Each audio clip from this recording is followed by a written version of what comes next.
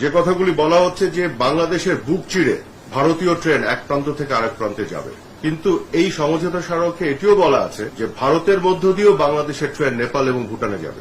এই সমঝোতা স্মারকে বলা আছে এবং নেপাল এবং ভুটান থেকে বাংলাদেশের ট্রেন বা তাদের ট্রেন ভারতের মধ্য দিয়ে বাংলাদেশে এসে মংলা পোর্ট বা চিটাগং পোর্ট ব্যবহার করবে। তারা কিন্তু এখন কলকাতা পোর্ট ব্যবহার করে, অর্থাৎ আমাদের পোর্টগুলোকে আমরা লাভজনক করব।